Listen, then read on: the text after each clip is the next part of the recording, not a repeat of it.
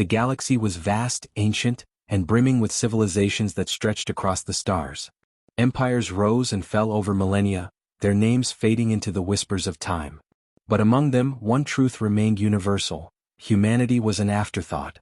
A latecomer to the interstellar stage, barely scratching the surface of their home system when others had already charted entire sectors. They were seen as fragile, insignificant, and beneath notice. That perception shattered in a single brutal day. It began on the border of the Trellic Imperium, one of the most dominant powers in the galaxy. For centuries, the Trellic had enforced their rule with iron claws, subjugating weaker species under the banner of order. Their fleets were unmatched, their armies vast, and their technology centuries ahead of any potential rival. When the Trellic scouts first encountered humanity, they saw them as yet another primitive race to fold into their empire. The warning signs came too late. On the outskirts of human-controlled space, the colony of Rho Prime lay nestled on a rocky planet with a thin atmosphere. It was one of humanity's fledgling attempts at expansion, a beacon of hope for the species' future. For years, it had grown quietly, unnoticed by the galactic powers that loomed in the shadows. That changed when the Trellic arrived. Their ships descended from the skies like avenging gods, sleek vessels bristling with weapons that could disintegrate entire cities in moments. The colonists had no chance. The Trellic declared Rho Prime theirs, and in a matter of hours, they enslaved the human population. Those who resisted were executed publicly, their bodies left as grim reminders of Trellic authority. A single, desperate transmission managed to escape the blockade, a plea for help sent into the void. To the Trellic, it was a futile gesture, a cry into the darkness that would go unanswered. They were wrong. In the Sol system, aboard the Earth Council's orbital command station, the signal arrived. It was raw, unedited, and horrific. The final moments of Rho Prime played out in brutal clarity. Families torn from each other, cities razed, children crying out as Trellic soldiers marched through the streets. Humanity's leaders watched in silence, their faces pale with fury and despair.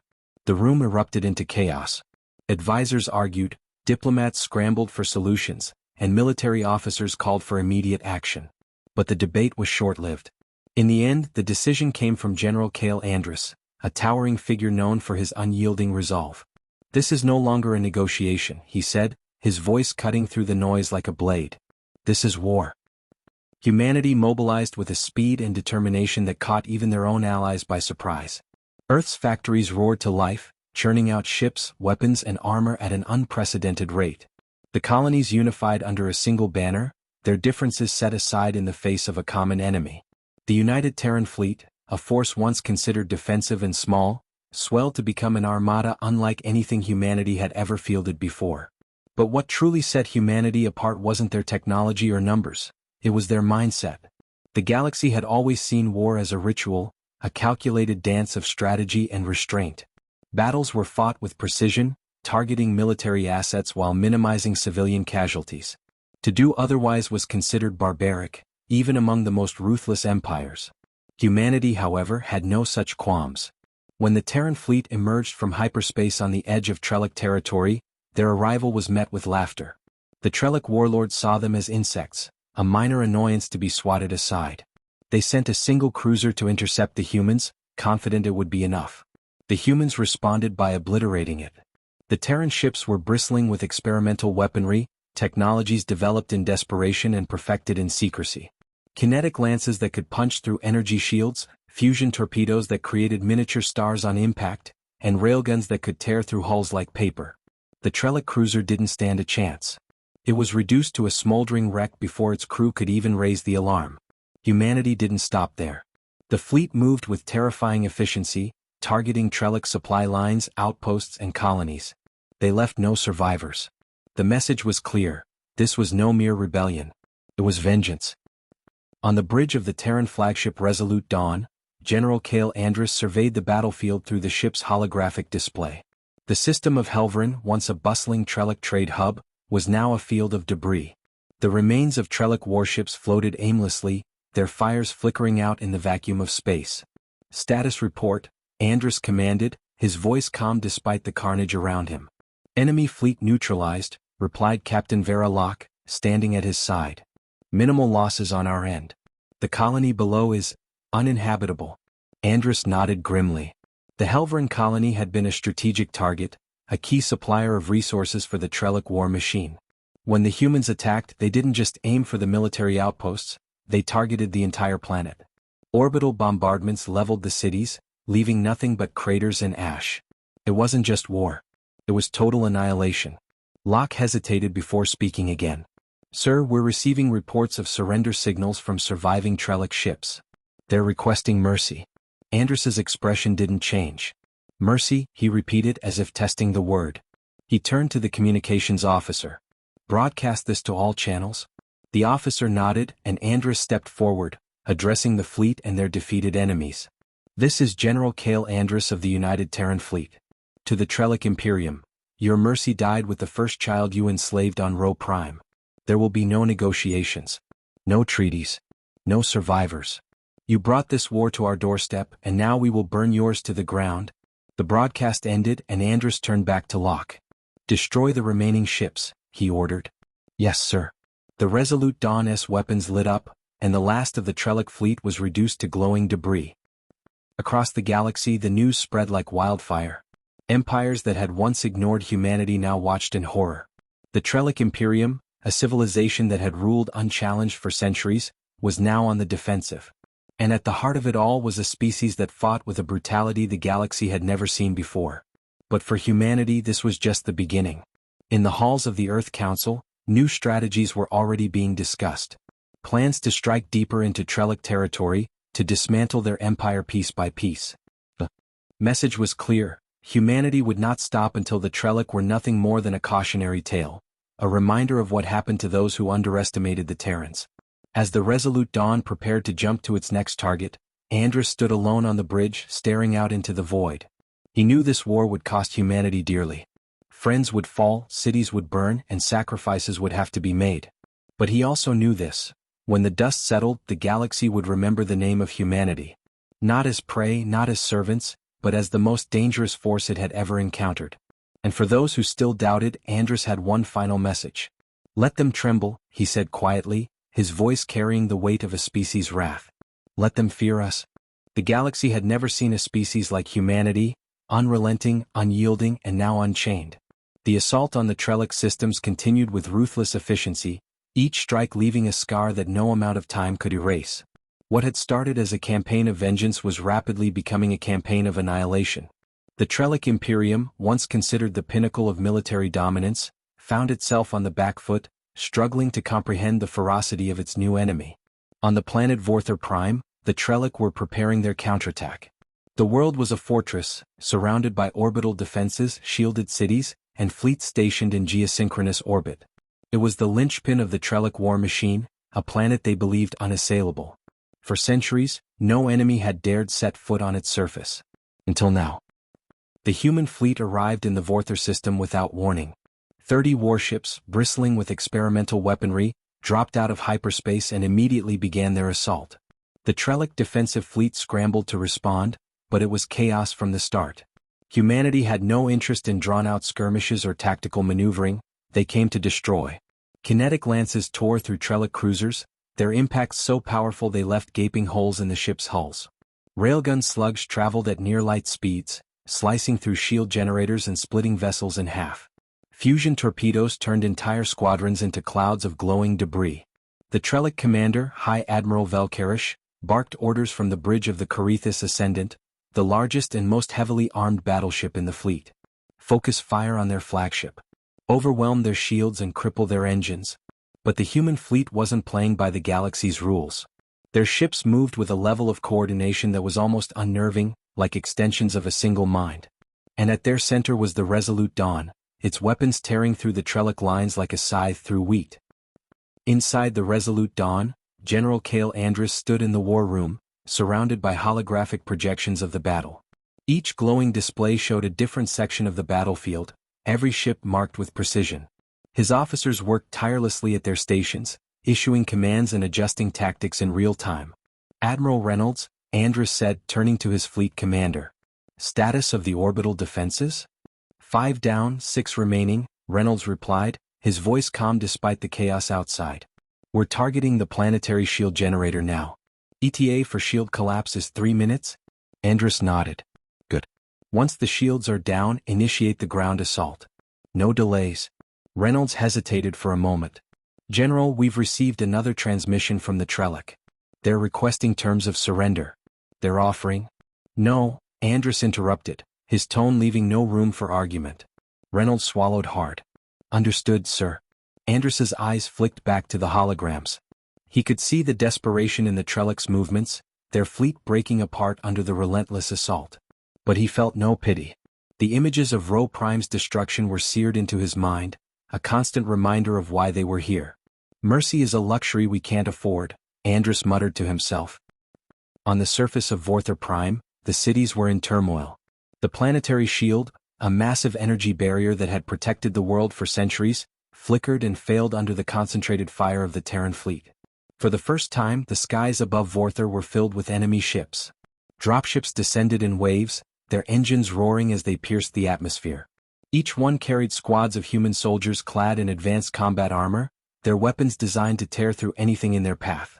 They hit the ground running, storming Trellick strongholds and tearing through defensive lines with brutal efficiency.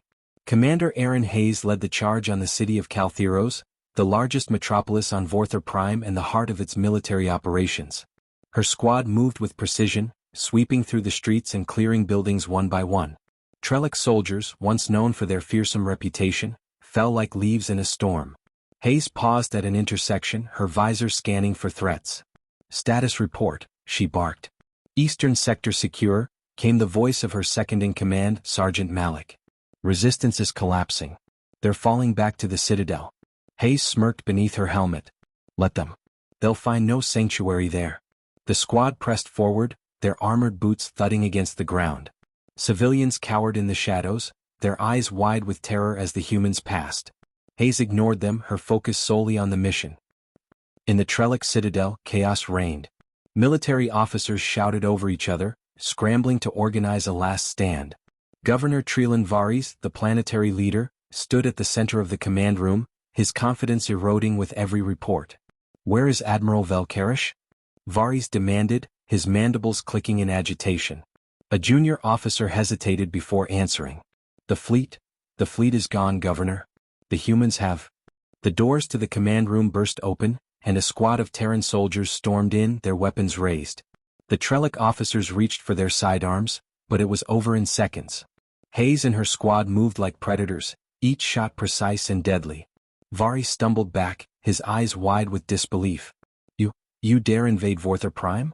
Do you have any idea what you've done? Hayes stepped forward, her visor reflecting the pale light of the room. Yes, she said simply. Varys' mandibles quivered with rage. You think this will end here? You think humanity can stand against the entire galaxy? You are nothing.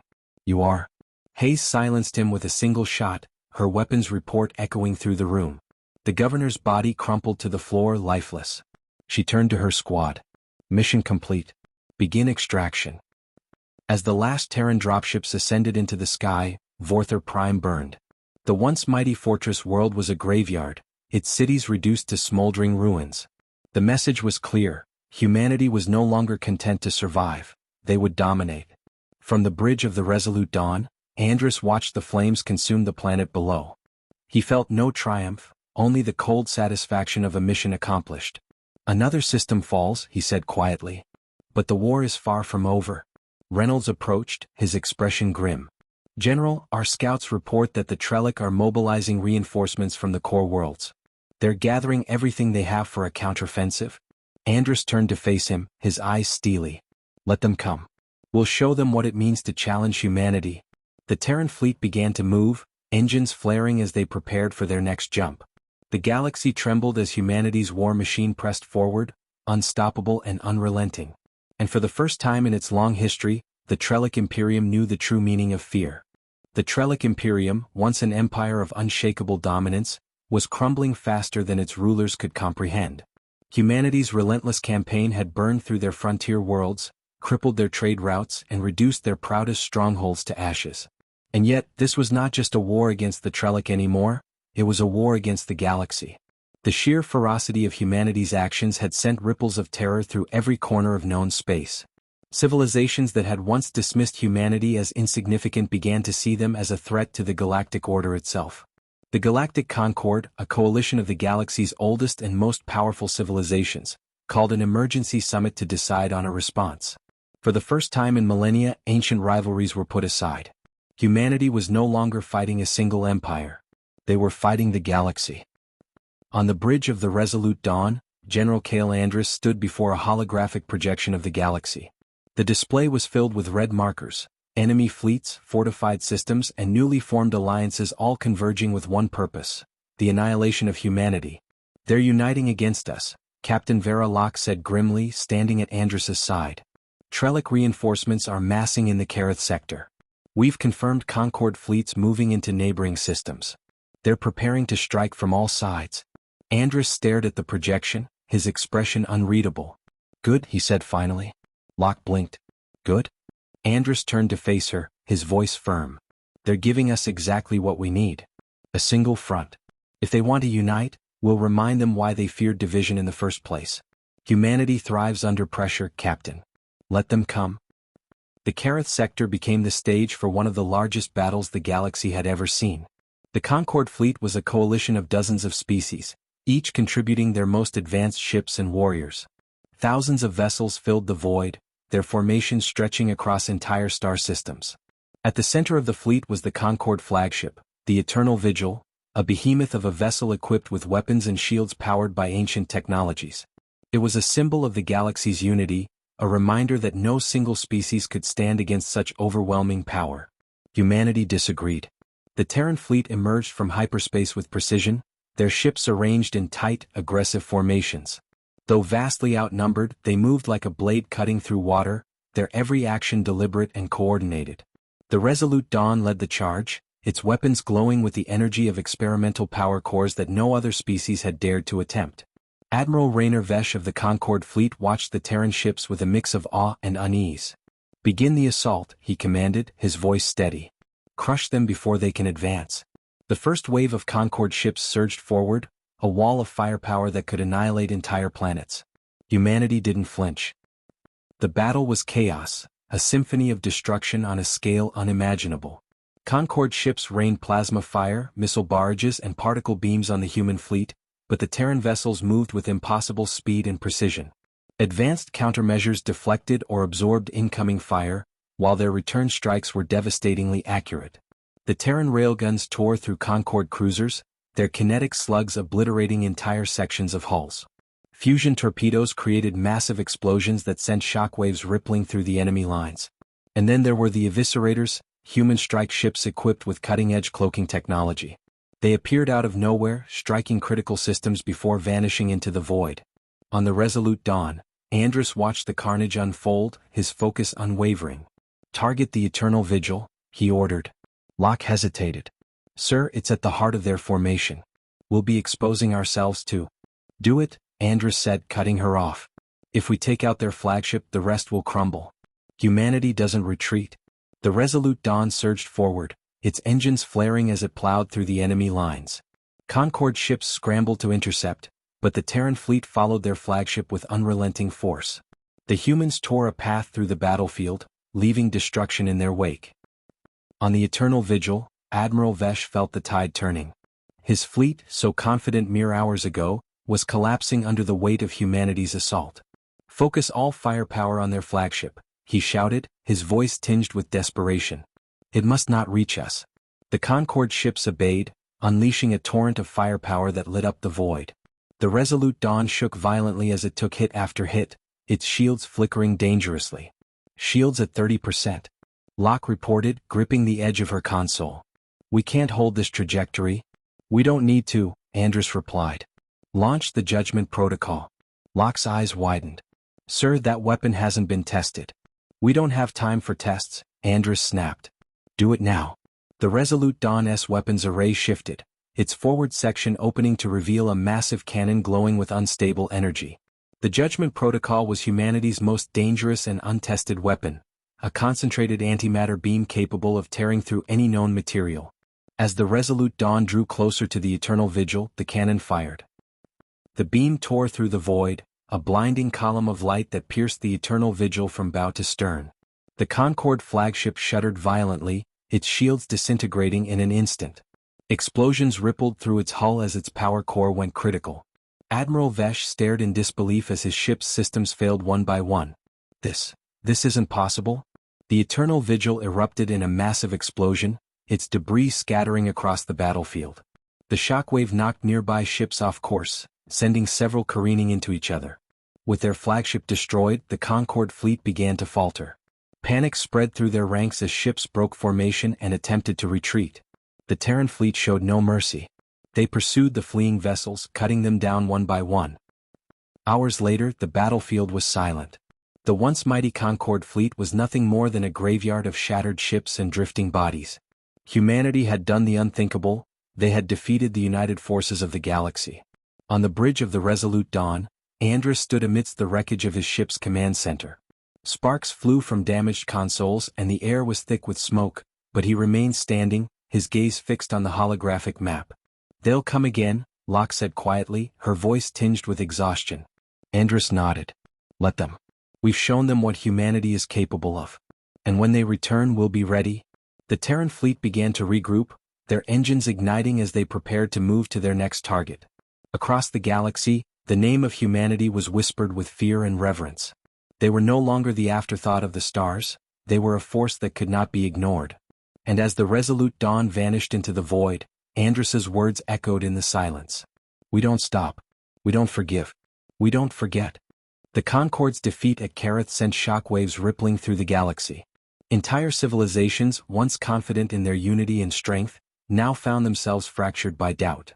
The images of the shattered eternal vigil, humanity's unyielding charge, and the relentless devastation left in their wake were broadcast across every known star system. The galactic Concorde fractured. Alliances built on millennia of diplomacy began to crumble.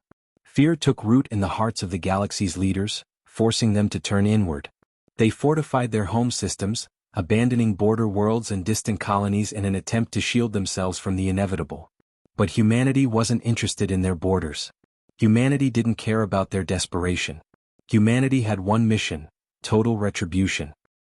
From the bridge of the Resolute Dawn, General Cale Andrus stared at a new holographic projection of the galaxy. Where once there had been a sea of red markers indicating the fleets and strongholds of their enemies, now there were only scattered remnants. The Terran fleets had swept through former Concorde systems like a wildfire, dismantling defenses, eliminating resistance, and leaving nothing but ruin in their path. "Status report," Andrus commanded. Captain Vera Locke, scarred but as sharp as ever, approached with a data slate. "The Concorde has officially dissolved," she said. "The Trellic Imperium is suing for peace. They've abandoned their core worlds. It's over, General." Andrus's jaw tightened, his eyes fixed on the hologram. "Peace?" he echoed, his voice low. "They've surrendered everything," Locke continued. "Their fleets, their planets. Even their leadership is willing to submit to Terran oversight. There's no one left to fight, sir." For a moment, silence filled the bridge. The officers glanced at each other, uncertain of what came next. For years they had known nothing but war. The idea of victory, true final victory, felt almost alien. Andrus finally spoke, his voice steady and resolute. "Prepare the fleet for reorganization. I want every resource diverted to rebuilding Earth and the colonies." Locke raised an eyebrow. "Sir, are you saying?" "We've made our point," Andrus said, cutting her off. "The galaxy understands now. Let them tremble. But humanity's survival doesn't come from war alone, it comes from strength. We rebuild. We expand. And we make sure no one ever dares to challenge us again."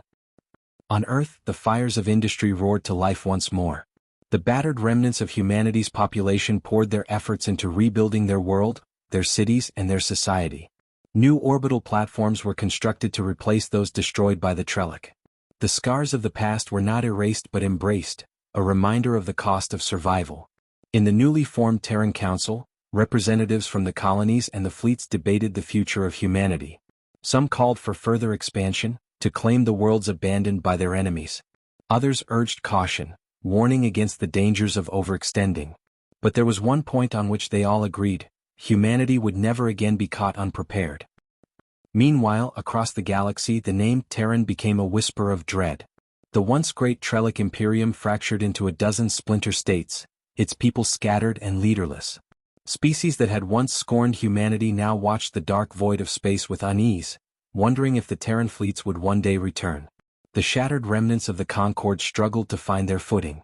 Without the unity forged in opposition to humanity, old rivalries reignited. Petty wars broke out among species desperate to claim dominance over the ruins of the galactic order. But none dared challenge humanity. Years later, General Andrus stood on the surface of a newly terraformed colony world. Rolling fields of green stretched out before him, the sky alive with the glow of twin suns. The air was filled with the sound of children laughing, their voices a stark contrast to the cries of war that had defined so much of his life. Locke approached him, her steps deliberate but unhurried. "It's beautiful, isn't it?" she said, her voice softer than usual. Andrus nodded, his expression unreadable. "It's what we fought for," he said simply.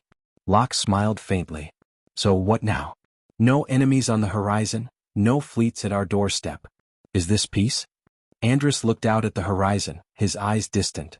"Peace is a fragile thing," he said after a moment. "We've earned it, but it won't last forever.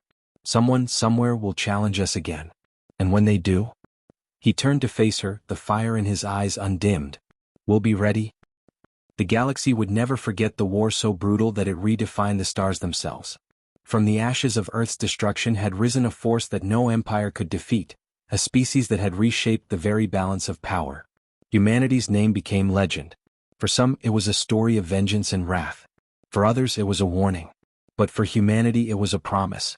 Never again.